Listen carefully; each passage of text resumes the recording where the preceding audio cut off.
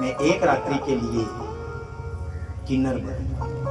और तभी भगवान कृष्ण एक रात्रि के लिए किन्नर बने। आपके यहाँ जितने भी, कभी देखा होगा आपने, ये किन्नर जो आते हैं सदैव इनकी मांग भरी हुई रहती है। एक रात का इनका विवाह होता है 12 बजे से रात की 4 बजे के बीच में, जब घट के साथ ये इनके फेरे होते हैं।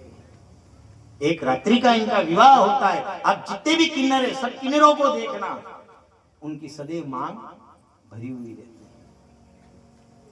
भगवान कृष्ण ने याद आ गया, उनको याद आ गया कि भगवान भोलेनाथ ने जब सृष्टि की रचना करी थी और उस समय जो किन्नरों को उत्पन्न किया, मैंने हंसी करी थी और मुझे श्राप लगा था, तो मुझे बनना तो यही है। और इधर जैसे ही भगवान कृष्ण एक रात के लिए किन्नर बने, आरावन का विवाह हुआ और दूसरे दिन आरावन की बलि।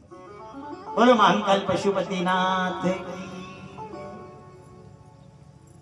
जब इस प्रकार उनका कर्मों के फल को उनको भोगना पड़ा, तो विचार कर लो, कर्मों का फल जब भगवान सरीखे को भोगना पड़े तो अपने लिए क्या बड़ी बात है। आए सब दुख का समय आता है, पर कभी दुखी नहीं होना। दुख आया है, सुख भी आएगा, क्योंकि सुख और दुख का जोड़ा है, चिंता नहीं करना। हे डमरूधर, हे डमरूधर, चलिया बोला हम भी तुझको दिल दे बैठे। डमरूधर चलिया बोले भी तुझको दिल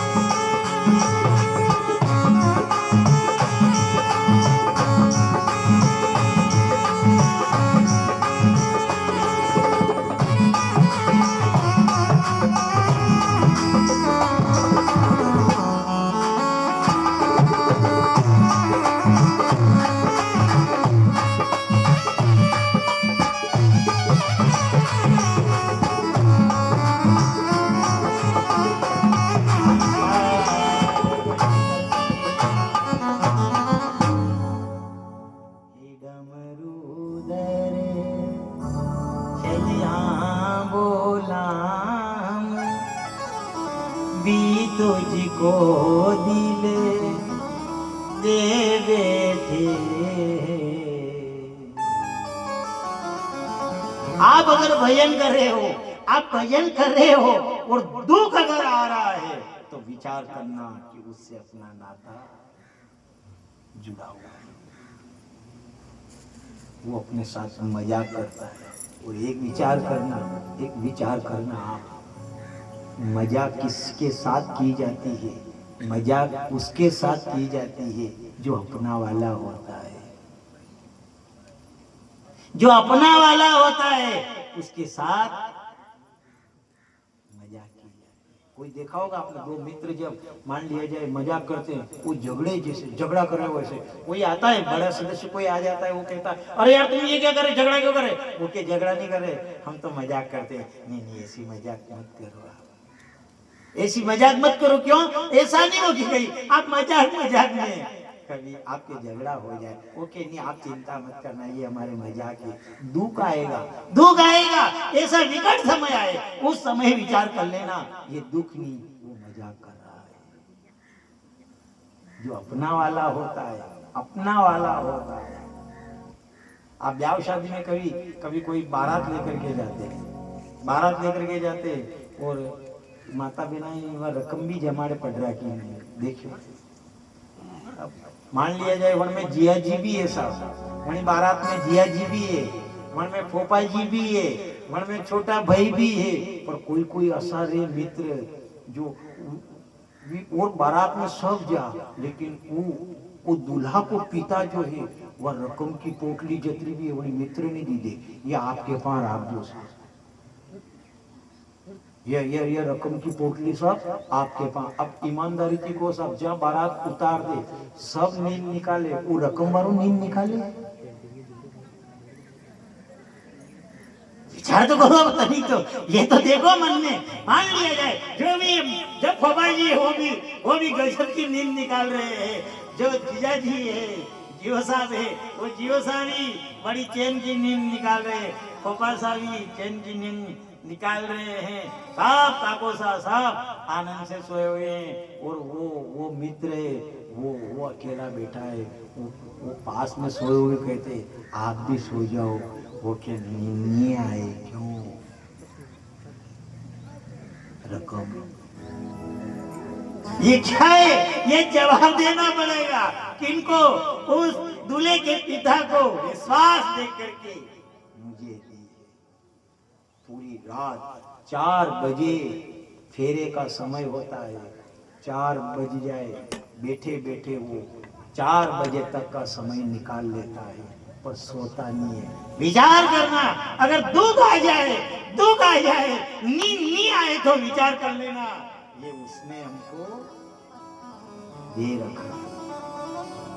नींद नहीं आए, उसका विश्वास है हमारे ऊपर।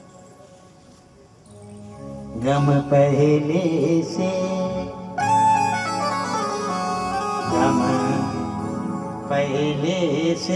कुछ भी कम था, वो रे एक मुसीबत दे बैठे डमरूधर। इसलिए दुख अगर आ जाए, रात को नींद नहीं आए तो विचार करना उस भोलेनाथ, उस ओगरधानी को अपने ऊपर इतना विश्वास है तो जाकर साहब चैन की नींद सो रहे हैं। और आज उसको हम याद करते हैं। ये घना जी ने मुझे देखिएगा आपने, ये बाहर वाली पोटली के ऊपर बैठा रहे, मैं पूछो उनसे और साहब क्या हाल चाल है? दया देखिए, भाटा की दया है, कई की दया है?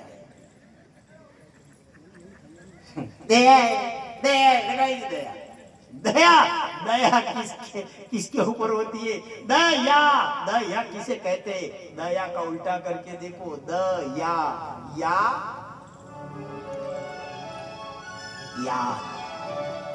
जिंदगी में ना तो मंदिर में जाए, ना कभी दर्शन किया, ना कभी कथा सुनने के लिए गए, होटली के ऊपर बैठे सुबह से कोई आकर के राम भी सही तरीके से बोला, राम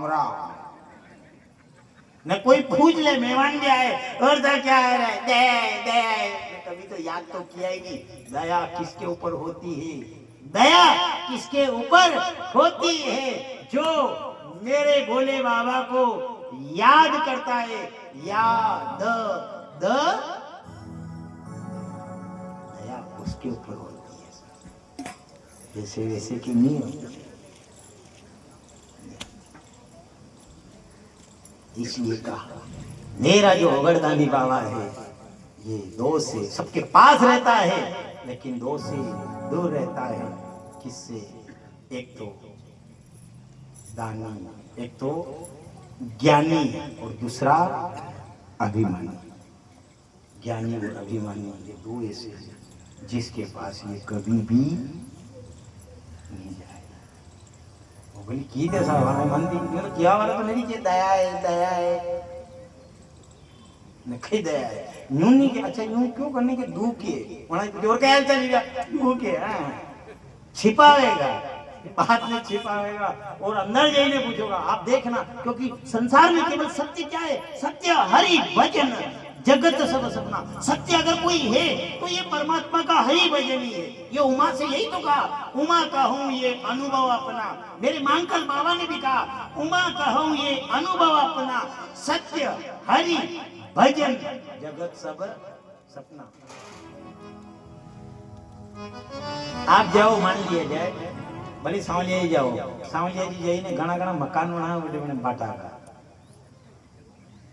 बनाए नहीं बेटे देखा होगा बाटा बाटा बाटा बाटा भी कहाँ के लिए भी के माँ की प्रार्थना सांवरो से सुन लेगा नहीं तो माँ के सो मकान बन जाएगा। अच्छा ईमानदारी थी को अपना थी पहला कतरा ने बनाई रखा होगा। विचार कर लो, अपन विचार करें कि अपना दुख संसार में उससे ये ज्ञात होता है सब दुखी है।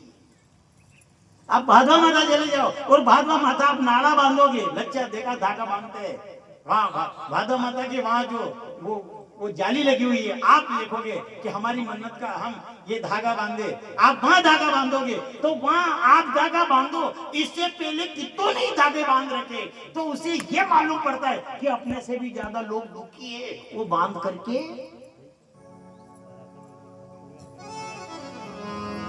वो सुखी नहीं है। सुखी एक ही रहता है जो मेरे बाबा की शरण में दया उसी के ऊपर। ज्ञानी और अभिमानी बहुत होते हैं। इधर नारद जी महाराज एक दिन जैसे ही गए इधर हिमालय की कंदरा को देखा, मगन होकर के ध्यान करने लगे। थे तो भगवान के पास रहने वाले, लेकिन भगवान भी कब तक उनके पास में रहे जब तक अभिमान नहीं आया। उनके हृदय के अंदर परमात्मा विराजमान थे। इधर इंद्र ने विचार किया कि हो ना हो अपना इंद्रासन छीनना चाहता है। जब ऐसे देखा तो उसने कामदेव को भेजा। पर विचार कर लो, जो राम को भजने वाला है, जिस नाम को मेरा बाबा भोला भजता है, उसी का धारण, उस नाम को जो धारण करने वाला है, भला उसके पास काम क्या करे। उसने आकर के रति रंबादी के समान स्त्रियां प्रकट करी, वो नाचने लगी, खूब नाची वो। लेकिन नारद जी महाराज की समाधि को हिला नहीं सकी। घबरा गया इंद्र, व्याकुल हो गया। इधर कामदेव ने अनेक प्रकार की रचना करी, पर हार गया और हार करके आखिर में चरण पकड़ लिए नारद जी के। नारद जी से कहा, नारद जी हमें क्षमा कर देना, इंद्र ने भेजा था। उन्होंने कहा क्यों? कि आपकी समाधि को तोड़ने के लिए। नारद जी ने कहा, नारद जी ने तो घमंड योगी के यह सबकी समस्या है। मैं शब्द जहां लग जाता है समझ लेना कि। नारद जी ने देखा कि मैं, उन्होंने कहा अरे क्रोध नहीं आए, वाह कामदेव जाने लगा।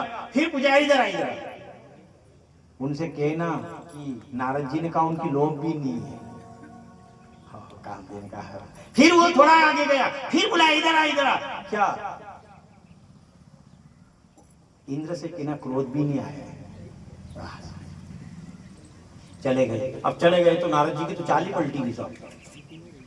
नारद जी ने देखा क्या भोलेनाथ काम को जीते, क्या ये जलाए। अरे भोलेनाथ आप तो बंदा भी भोलेनाथ से आगे। देखे होगा आपने घना घना जावा में इस तरह कथा करवा बोले निवाणा दी कहा के हुक्म भोजन थोड़ा सा ध्यान रख, आपकी भी आगे नहीं तो म्हणजे मग ती आगे कधी कधी काही करे नाही पेला अबर तो थी भी कहीं लागला यो ठीक है साहब। ये कोई नारद जी कह रहे, नारद जी ने कहा कि अब तो भोलेनाथ जी, और वो जाकर के अब भोलेनाथ के पास में जैसे नारायण नारायण नारायण नारायण करते हुए भोलेनाथ के पास में गए, भोलेनाथ ने देखा संत आए हैं, संत आगमन भगवंत आगमन। उन्होंने कहा अब तो सत्संग करेंगे, राम का नाम लेंगे, ये राम कथा सुनाएंगे, राम का भजन करेंगे। पर जैसे ही नारद जी आए तो नारद जी को देखा तो नारद जी की चाल देख करके अनुमान लगा लिया कि आज चाल अलग ही जाएगी, इनकी चाल आप देखना करना काले आवला कथा पूरी 40 टी कथा करा जो कतरो भी सीधो प्राणी वेगा, सीधो प्राणी वेगा। अगर वन के बेटा की शादी है ने वो यदि कपड़ा फैले ना बारात में जाओ उनकी भी चाल पलटी जाए।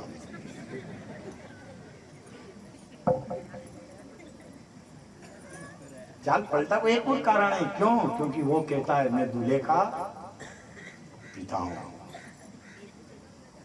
बात भी सही है। अब नारद जी की चाल ही पलट गई। इधर से जब नारद जी आए, इधर भगवान ने भोलेनाथ ने पूछा अरे आओ आओ नारद आओ कथा सुनाएंगे, राम का नाम लेंगे, राम का भजन सुनाएंगे। पर वहाँ राम कथा तो कहीं गई और अहंकार आ गया, जो राम कथा तो गई कहाँ और राम का नाम तो किधर गया, वो तो काम कथा सुनाने लगी। कदी कदी कथा समझ में नहीं आवे, कथा समझ में नहीं आवे ने भी पूछे सब कथा किस तरह रही के बाबूजी कथा तो बढ़िया होने आपने, पर जा कथा माई गाँव में की दी यकीन मत कर दो आप ध्यान जोड़ा ये कथा क्या ही बंद कर दो, ठीक है मैं आपका आत्मा का हो। पर सब जो कथा आपने यहाँ सुनाई अब यही हाल है, क्योंकि भोलेनाथ जानते थे, भोलेनाथ ये जानते थे कि मुझे राम कथा सुनाएंगे, लेकिन राम कथा नहीं सुनाई, नारद ने तो काम कथा सुनाई और पूछा कैसी है, अब तो आपसे भी मैं आ गया हूँ। भोलेनाथ ने कहा कि अहंकार आ गया। भोलेनाथ ने कहा कथा अच्छी लगी, उन्होंने कहा कथा तो जो सुनना चाहते थे वो तो मिली नहीं, पर ठीक है ये कथा आपने मुझे सुनाई, ये किसी को मत सुनाना। उन्होंने कहा विष्णु भगवान को, उन भोलेनाथ ने कहा कि विष्णु भगवान को तो सुनाना ही मत आपको। भोलानाथ तो बोला भंडारी है, वहां देखो ठीक है अपने सब चलते सब कोई बात नहीं। उन्होंने कहा जो कथा आपने हमसे कही है ये तो कभी भी अगर ऐसी कथा की चर्चा भी निकले तो आप मौन धारण कर लेना। अब ये बात उनको अच्छी नहीं लगी और नहीं लगी अच्छी, वो तो गए इधर भगवान विष्णु के पास में गए।